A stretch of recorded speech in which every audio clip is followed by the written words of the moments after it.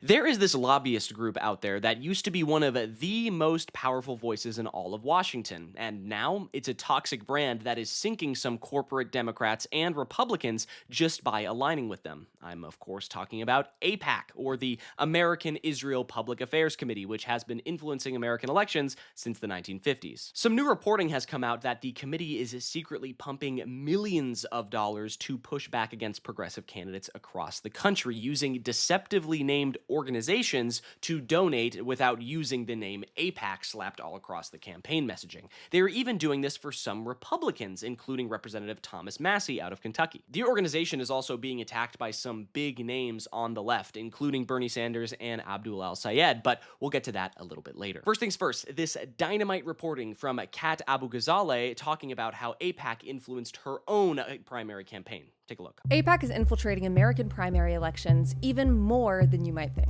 And over the course of my primary, AIPAC dumped more than $5 million into my race. But you wouldn't know that by watching their ads. Who is the real Kat Abu-Ghazaleh? We don't really know. Chicago Progressive Partnership. Sounds like a nice string of words, right? They probably support left-leaning foreign policy, an arms embargo of Israel's military, an end to the war in Iran. Nope, it's AIPAC. Yeah, it's AIPAC. The way it works is that AIPAC creates these neutral or even progressive-sounding shell PACs. The group AIPAC is a pro-Israel lobbying group that candidates believe is funding other groups, like Elect Chicago Women, Affordable Chicago Now, and United Democracy Project. They are some of the top spenders on campaign ads. So you see these names like Elect Chicago Women or Affordable Chicago Now, and that all sounds really progressive, right? Like Kat was mentioning, and they will endorse Democrats. But as Kat points out in her video, there's always this teensy tiny little one small policy position that they never talk about. Their ads focus on everything except Israel. It's almost like genocide is unpopular. Yep. These groups do not talk about Israel. They don't want the affiliation, right? These groups don't want people to know that they are practically just extensions of AIPAC as the organization, because the name is super toxic in American politics. There's even this website now where it's called the AIPAC Tracker, where you can literally see how much people have taken from AIPAC-funded donations, such as Donald Trump, AOC, the list goes on and on. It's a great site. Link will be in the description. It is a great tool to allow you to see, who is taking AIPAC money and to better understand the level of commitment a lot of representatives have to Israel as an ally of the United States, like Nancy Pelosi, who received $188 grand from pro-Israel PACs and had this to say back in 2018. If this Capitol crumbled to the ground, the one thing that would remain is our commitment to our aid, and I don't even call it aid, our cooperation with Israel. Damn, Nancy, everything. You're talking everything. The Capitol's crumbled. White House has fallen. The Washington Monument is now completely down. One thing remains. Helping out our boys across the Atlantic. Because we got it. I mean, we got it, right? We got it. There are other politicians, of course, now facing primary challengers and opposition over their support for Israel and taking donations from AIPAC, such as Democratic Representative Richie Torres out of New York, who has received at least $1.9 million from the pro-Israel lobby and is now facing a lot of backlash for it. Take a look. Do you just support genocide for the love of God? How dare you? Why do you choose genocide? Why won't you defend your district? How does it feel that Epstein charges more for little kids' lives than you do? How dare you? I find it pretty poetic that the security there stops the protester by literally covering his mouth. Yeah, good image. Good look, Richie. Really good look. But on the other hand, there are politicians who do not take AIPAC money and are staunchly anti-Israel, like Kat Abu-Ghazaleh, or someone, on the complete other side of the political spectrum, like Thomas Massie, who is now being targeted by AIPAC to lose his re-election because he is, a staunchly anti-Israel guy. Big money is backing up Trump's attempt to smear Massie.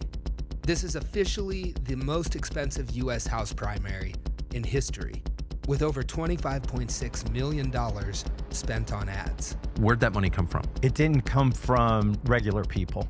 It's come from billionaires. At least 95% has come from the Israeli lobby. Thomas Massie broke from Trump and the Republican agenda at large. He pushed to release the Epstein files. He attacked Trump over the war with Iran, and he is a staunch critic of Israel. And because of all of that, he is being primaried now by a Trump-backed candidate. This is a real hero, Ed gal ride. Everyone should know about this because who is and who isn't taking AIPAC money will be a major deciding factor for a lot of voters that can make or break a campaign, such as Alice Stanford, who has backed out of all in-person debates for the Pennsylvania 3rd House seat after it was announced that she had taken $500,000 from AIPAC. Her opponent, by the way, is Chris Rabb, a progressive candidate endorsed by AOC and the DSA fighting to make our lives better. He's also being attacked by the governor over there, Josh Shapiro, who is trying to boost Alice Stanford, but that could be a whole nother video in and of itself right there. Just know what's happening, I guess. The point is, AIPAC is a dangerous force in American politics and is now being seen as this toxic entity, and more progressives are finally starting to speak out against it publicly and make it this kind of dark mark on someone's record. Like, let's take a look at what Bernie Sanders had to say about it. Here is the most important political issue facing our country, and it gets much too little discussion. The fact of the matter is that the reason that Congress does not represent the needs of working families all over this country has everything to do with a corrupt campaign finance system and the power of super PACs like AIPAC, AI super PACs, crypto super PACs, and other special interests. And Bernie is exactly right. Democrats should drop super PACs altogether, right? Because they just show where your interests actually lie. Nothing will ever get done in this country when it comes to stopping endless wars or Medicare for all or public transit or public housing or whatever it may be if we do not completely remove this corrupt campaign finance system from our elections, right? Citizens United, it goes all the way back to then. Yeah, great, corporations are now people. They can donate as much money as they want.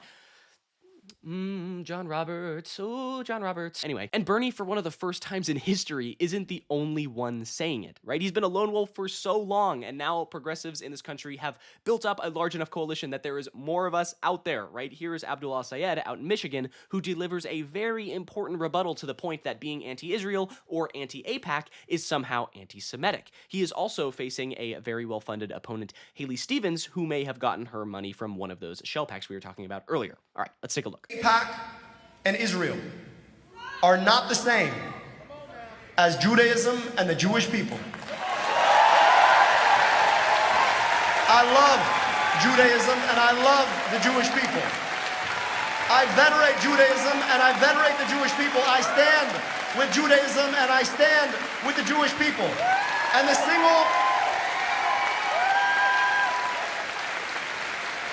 the single most dangerous thing that they've tried to tell us is that somehow they can extend the definition of anti-Semitism to include a foreign government and its leaders.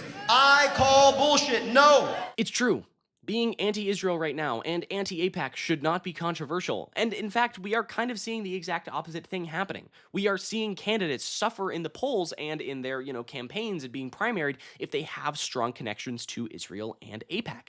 That's why Democrats right now have this golden opportunity, right, to reject corporate greed, to reject super PACs altogether, to reject foreign lobbyist groups that and instead fight for everyday hardworking Americans, support the American citizens and people who are, funding their campaigns through $5, $10, $15, $20 donations. I think we need to go back to the ideals of what Democrats were supposed to be. We were never supposed to be the party for war. We were never supposed to be the party for corporations, right? We were always supposed to be the working people's party, and somehow we forgot that the minute we tainted our cup with corporate money. Exactly.